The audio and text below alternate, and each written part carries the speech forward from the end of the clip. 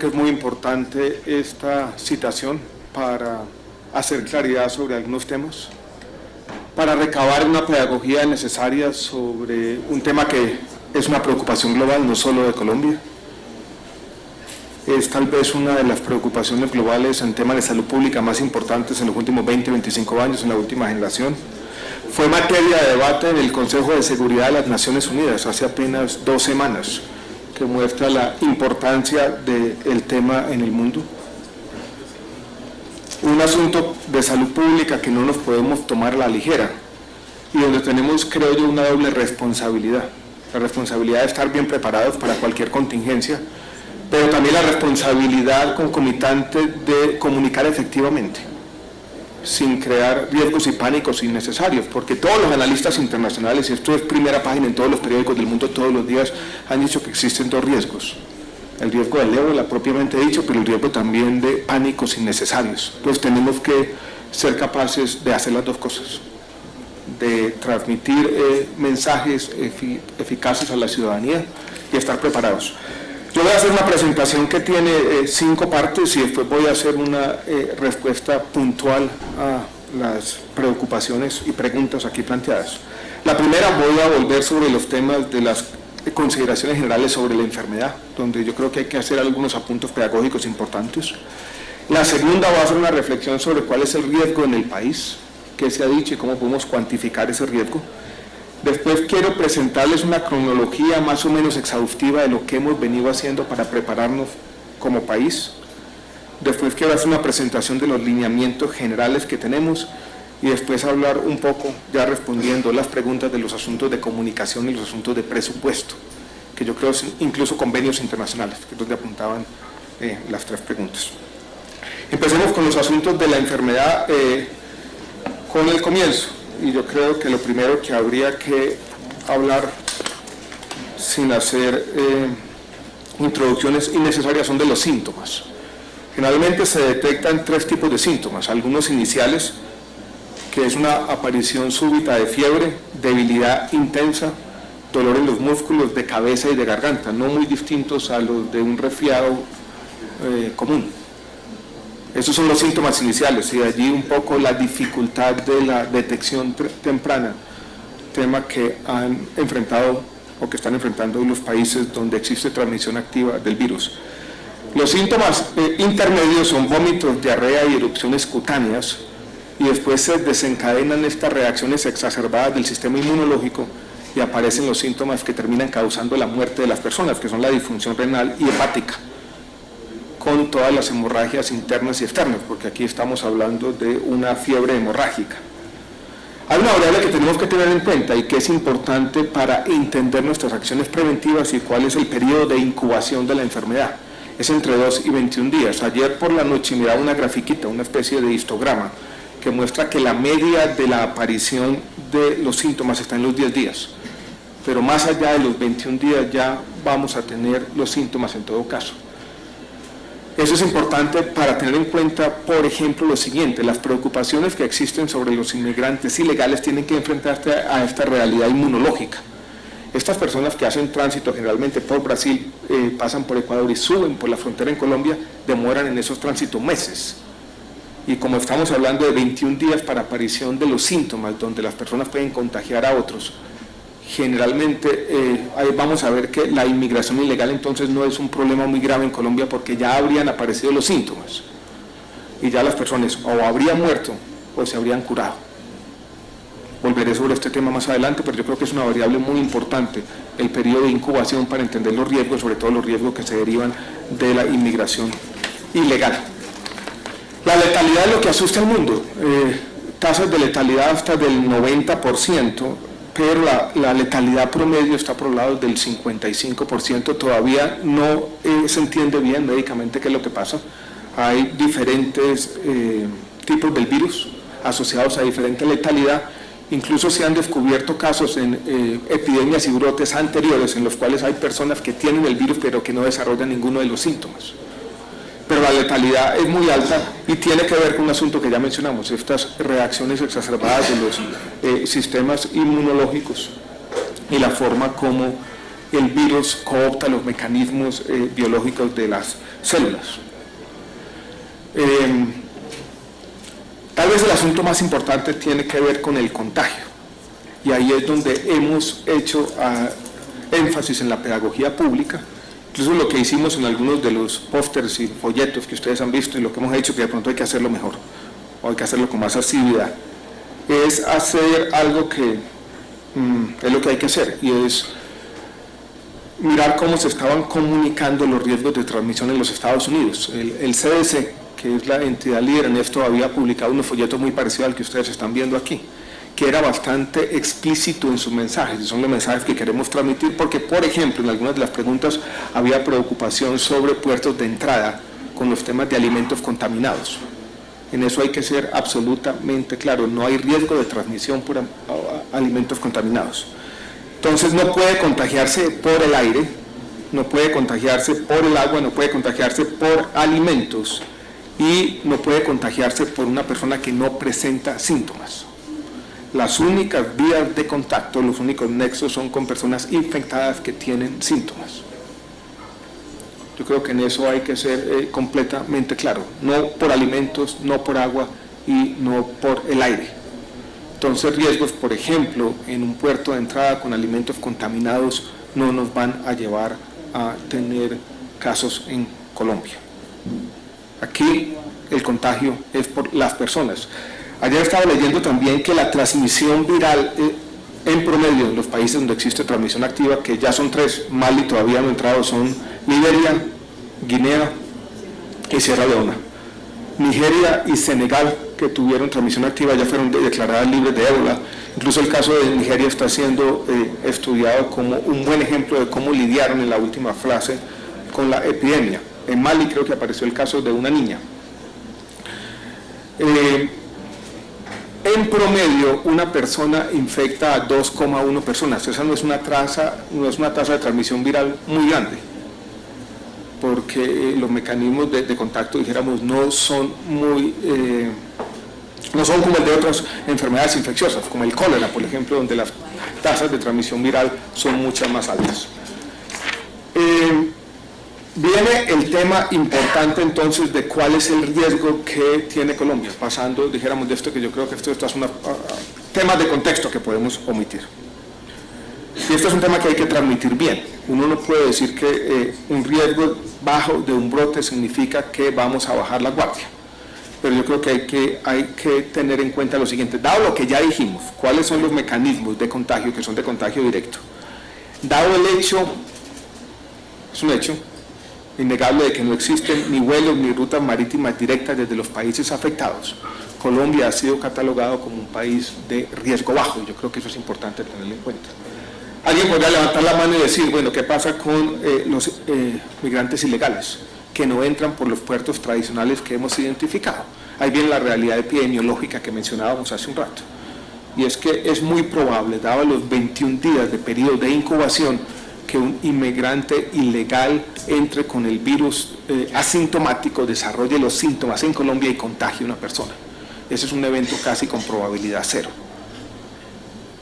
Eso no implica que no nos puede llegar un inmigrante legal por uno de los diferentes puertos de contacto que tenemos. Aquí los tengo identificados. En Colombia existen 12 puertos aéreos, 11 marítimos, 2 fluviales, 6 pasos terrestres y 10 terminales terrestres.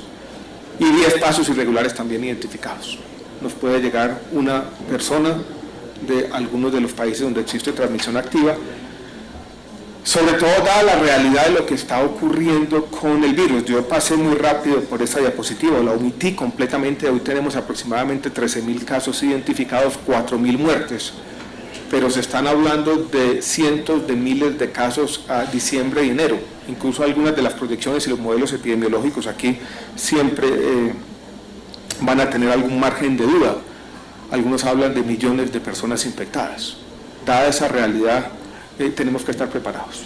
Pero yo creo que hay una conclusión que podemos ir sacando. Colombia sigue siendo un país de riesgo bajo, y eso es consecuencia de la forma como se contagia el virus y de los nexos que tenemos con los países donde actualmente existe transmisión activa, que son muy pocos. Dado eso, ¿Cómo va a ser la preparación? Y para entender la preparación necesitamos este contexto. Nosotros necesitamos estar preparados para 3 fases que podemos identificar de la enfermedad. La primera preparación en la que estamos en este momento, y tal vez la más importante, porque aquí el objetivo preponderante tiene que ser que no nos llegue ninguna persona contagiada. Y yo en eso estoy de acuerdo con lo que se ha dicho aquí. Una sola persona es un problema muy grande para nuestro sistema de salud y para el país. Y porque va a generar los 2 tipos de reacciones que queremos evitar. Va a poner en riesgo de contagio a profesionales de la salud y a todos los que entraron en contacto, y va a desatar una reacción compleja de la población. Ustedes ven lo que sucedió en España y ven lo que sucedió la semana pasada en la ciudad de Nueva York. Esto no es fácil. Lidiar con un solo caso es complejo. Y uno no podría decir que estamos absolutamente preparados para lidiar con ese caso. Yo creo que la preparación es mejor que la que tenemos. Incluso a mí estos expertos, cuando hablan, dijéramos, de que tenemos un hospital, un sector hospitalario precario, yo no estoy de acuerdo. Ustedes de pronto se dieron cuenta, creo que salió el día de hoy en la revista, en el periódico La República, donde hacen la clasificación de los hospitales en América Latina. Creo que de los 40 hospitales mejor clasificados hay 17 colombianos. Y yo creo que hay que transmitir un mensaje de tranquilidad. Colombia tiene un sector hospitalario privado moderno, que es envidia de la región, tiene que ser, dijéramos, orgullo nuestro, el que se ha venido preparando con el apoyo y la compañía del Ministerio de Salud y Protección Social para un caso que en todo caso va a ser problemático. Ahora, no es el hospital de primer nivel del pequeño municipio de Vallasolano quien va a tener que lidiar con la persona contagiada. Si aparece allí, lo que tenemos que tener es un protocolo que lleve a la persona contagiada a alguna de las IPS de referencia que ya tenemos identificadas. No hemos revelado los nombres porque no queremos hacerlo por razones de seguridad, pero ya están identificadas en las ciudades de Bogotá, Medellín, Cali y Barranquilla, con las condiciones de aislamiento necesarias, con los trajes allí dispuestos y con toda la preparación y los protocolos. No inmunes a problemas. Lo que ocurrió en España y lo que ha ocurrido en Estados Unidos nos muestran que existe un riesgo de contagio de los profesionales o el personal de la salud, tal vez más alto del que el mundo había previsto hace apenas algunas semanas. Esa fase de preparación preepidémica lo que hace es la vigilancia epidemiológica y lo que hace es preparar todo el plan de respuesta para anticipar lo que pasa, todas las estimaciones de dotación y todos los temas presupuestales y de inversión, que es lo que hemos venido haciendo, y voy a hacer referencia a eso en un minuto. Después viene la fase de introducción, donde tenemos que estar preparados para hacer todo el tema de la atención clínica en las condiciones de aislamiento adecuadas, y una labor que es muy difícil. Ustedes ven lo que ha ocurrido, dijéramos, en Estados Unidos, que es el rastreo de todos los contactos de la persona que resultó infectada, y después la fase de erradicación, que es la que ha asumido con éxito, la que han hecho con éxito Nigeria y Senegal. Quiero rápidamente, para información de todos, porque yo creo que aquí también tenemos que ser capaces de transmitir que nos hemos venido preparando, que el país con sus autoridades de salud y con los diferentes, no solamente las autoridades, sino las diferentes entidades involucradas, y las EPS, IPS, los administradores de riesgos laborales, todos los diferentes agentes del sistema de salud que tienen que estar alertas, hemos venido inmersos en un sistema de preparación. Quiero pasar muy rápido, pero esto comienza, la preparación comienza en diciembre del año pasado, ya hace casi un año, 2013, cuando se inició el monitoreo por el Centro Nacional de Enlace, porque tuvimos información internacional de que ya se estaban presentando brotes de ébola en África Occidental. En abril de 2014 intensificamos esa vigilancia epidemiológica, pero tal vez la preparación comienza en serio cuando esto se vuelve un problema global, y es el 5 de agosto del año 2014, donde el Ministerio emite el primer boletín, indicando todo lo que se está haciendo e indicando de manera clara que estamos siguiendo todas las recomendaciones de la Organización Mundial de la Salud. El 7 de agosto se da ese primer comité de expertos de la OMS, y el 8 de agosto, recuerdo un día bien temprano en la mañana, tuvimos la primera reunión en el Ministerio donde estuvieron todas las agencias estatales involucradas, y las menciono. La DIMAR, Cancillería y Aerocivil, y ese mismo día lanzamos el ABC para la población general, comunicación que hemos venido haciendo desde entonces. Esto ha evolucionado muy rápido. El 14 de agosto trabajamos con la Cancillería en un primer plan para puntos migratorios. El 22 de agosto lanzamos el documento de los lineamientos generales, documento que les voy a presentar de manera somera en un minuto. Para ir rápido, el 30 de septiembre asistimos a un taller especial que hacía énfasis en los factores de propagación. Del 6 de octubre al 27 de octubre construimos todos los procedimientos operativos y tuvimos la semana pasada en la ciudad de Cartagena un simulacro del plan de respuesta, y hemos venido haciendo desde entonces también temas de capacitación con la población general y periodistas. Aquí está Marta Ospino, la funcionaria del ministerio que ha venido coordinando esta tarea, y me decía que tuvimos en la teleconferencia de la semana pasada, que se hizo desde Cartagena con los expertos, donde había una persona también del CDC en Atlanta conectada, 1.100 personas conectadas, que son las personas tanto en los puertos de entrada del país como de las IPS designadas, como todos quienes tendrían eventualmente que ver con este problema. Entonces ha habido, dijéramos, un proceso de preparación. Quiero pasar ya de manera rápida de una vez el plan de respuesta. Los lineamientos, yo creo que ya pasemos al plan de respuesta de una vez. El plan de respuesta tiene tres partes. Primero, lidia con esa etapa que llamamos de preepidemia y está orientado a un objetivo claro, preponderante, que tiene que ser el objetivo fundamental, donde si no cumplimos este objetivo habremos fracasado parcialmente, y es disminuir la probabilidad de entrada, ojalá llevarla a cero, aunque a cero es imposible, pero ahí va a estar, dijéramos, el primer objetivo, donde tenemos que trabajar concertadamente con las autoridades migratorias. Ya les voy a contar lo que estamos haciendo ahí. El segundo tiene que prepararnos para cuando se identifique un caso sospechoso, no una persona en observación, sino un caso sospechoso, cómo vamos a responder. Y el tercero tiene que hacer cuando ese caso sospechoso se confirme como una persona infectada, cómo vamos a hacer con toda la contención de la propagación que implica necesariamente ese rastreo tan complejo de contactos. El plan de respuesta ha diseñado una serie de acciones para estos tres objetivos, estos tres pasos, que yo les quiero rápidamente describir.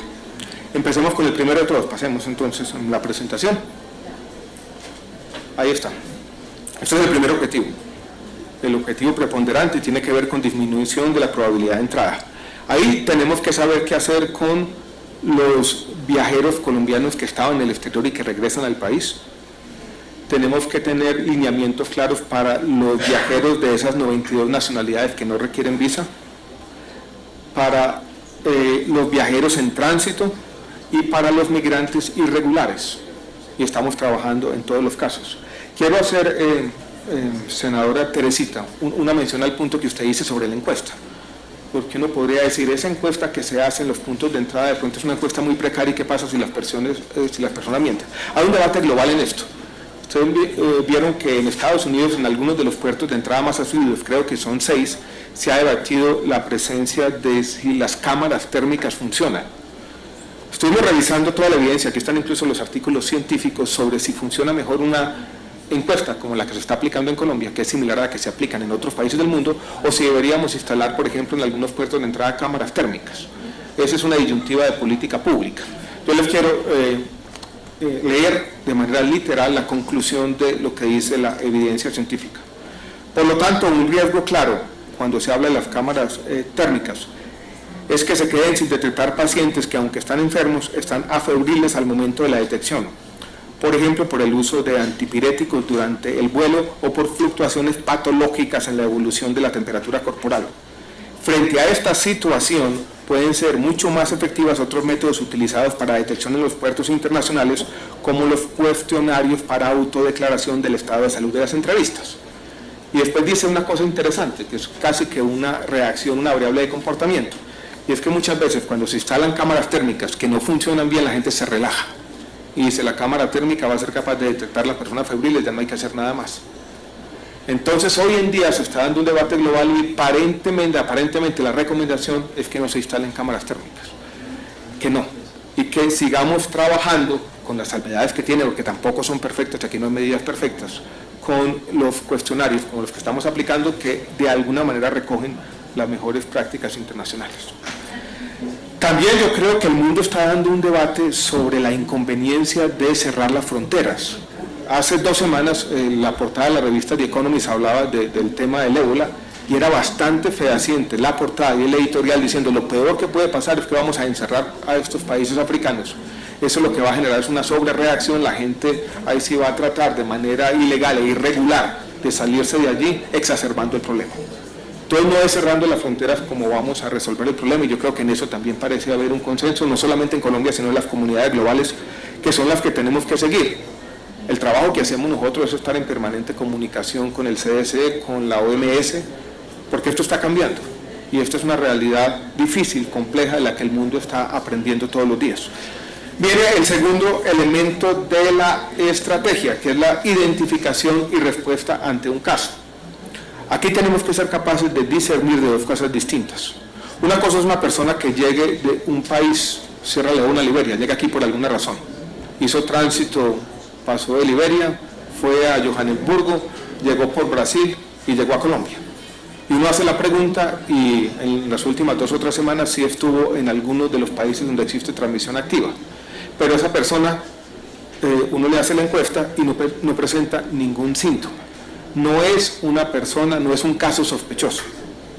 Y como no es un caso sospechoso, yo no tengo que, para llevarle y tomarle la temperatura en el aeropuerto, que ponerme el traje de astronauta. Simplemente puede ser con el tapabocas porque todavía no ha sido identificado como un caso sospechoso.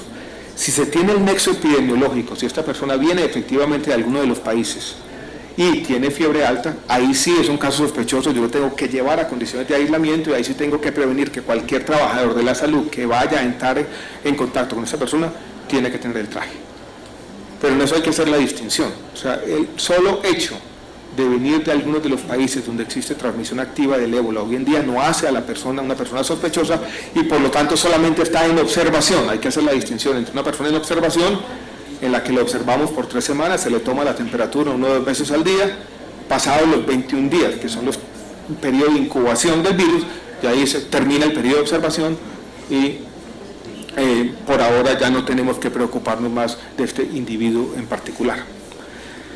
Pero tenemos que ser capaces de identificar y responder cuando aparecen estos casos. Y lo que hemos hecho, como se dice bien allí, es casos que se pueden identificar en puntos de entrada. Apareció una persona en un aeropuerto.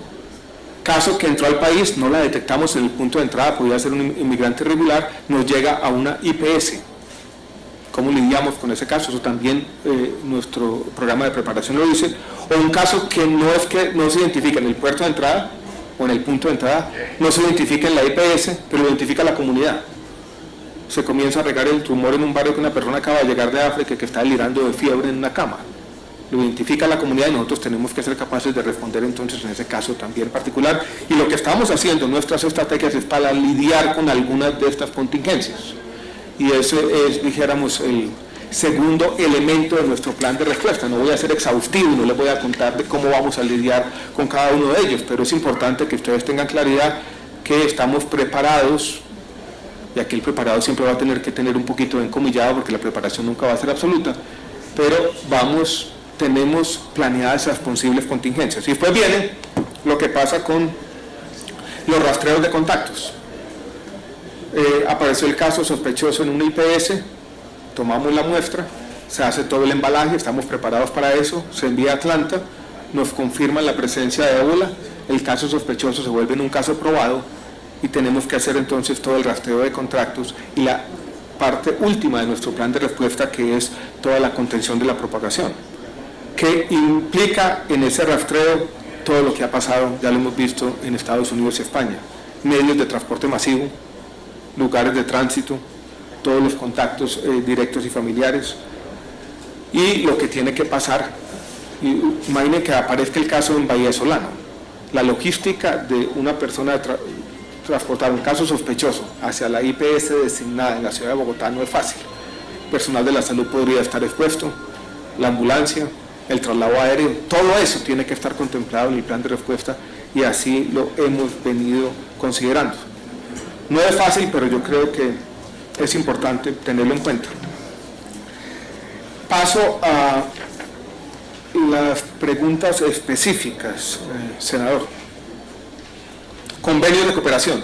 Tal vez el convenio de cooperación más importante que tenemos es con el Center of Disease Control, que es la entidad global más capacitada, quien nos ha venido acompañando en este proceso. Con ellos tenemos contacto permanente, estuvieron aquí hace 2 o 3 semanas, tienen un convenio de cooperación con el Instituto Nacional de Salud y han incluso designado a Colombia con Guatemala como uno de los países con los que ellos tienen, dijéramos, nexos académicos más estrechos.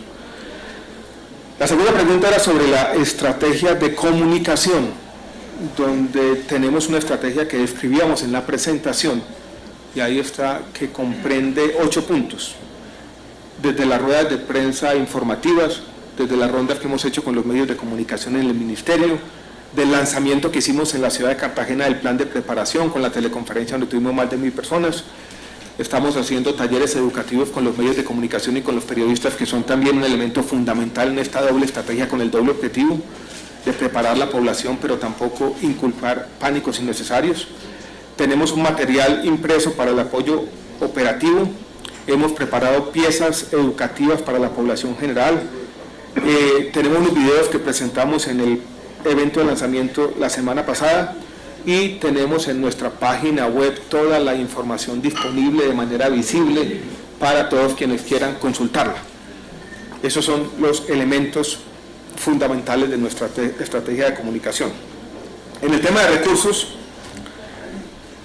hemos venido para la fase en que estamos, que es la fase de preepidemia, asignando recursos para los kits de los puntos de entrada, de los que mencioné ahora, casi 30, y los kits también para las IPS no designadas, o sea, aquellas en las que puede aparecer un caso eventual, y para los transportes aéreos de los pacientes, eso suma un poco más de 4.000 millones. Y tenemos también recursos para esta primera fase de introducción, de recursos adicionales para las IPS designadas, donde se están haciendo inversiones, dijéramos, cuantiosas en las salas de aislamiento, que superan los 8.000 millones de pesos. O sea, aquí ya nos estamos preparando, eso lo hacemos de manera confidencial y callada, por supuesto, para tener condiciones de aislamiento adecuadas en esas IPS que han sido designadas, y tenemos recursos de los recursos habituales del sistema, de aproximadamente 2 millones de pesos por paciente día, que son los que irían a cubrir con los recursos del aseguramiento el tratamiento de los posibles casos sospechosos o confirmados. Entonces yo creo que también tenemos por lo menos identificados los recursos, estamos haciendo las inversiones. Las que quisiera resaltar, más allá de los kits para las IPS no designadas o de los puntos de entrada, son las inversiones que se están haciendo muy importantes y cuantiosas en las salas de aislamiento, en las IPS que hemos designado como aquellas que van a lidiar o tratar los casos sospechosos o los casos identificados.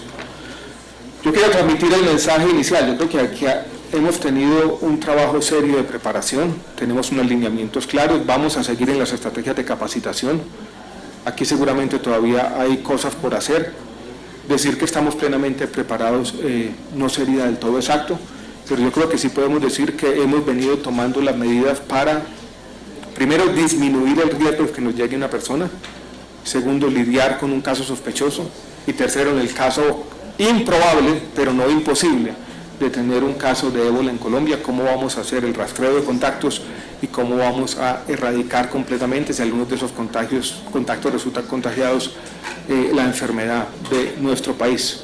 Seguimos siendo un país de riesgo bajo, pero este es un fenómeno dinámico, cambiante, que hoy preocupa a todas las autoridades de salud pública globales, y es una de las preocupaciones preponderantes del Ministerio, y estaremos atentos a seguir compartiendo con ustedes una estrategia que creo que ha sido diseñada con seriedad, con acompañamiento internacional y por un grupo de profesionales comprometidos con la salud pública del país. Muchas gracias, señor presidente. Muchas gracias, presidente. Gracias.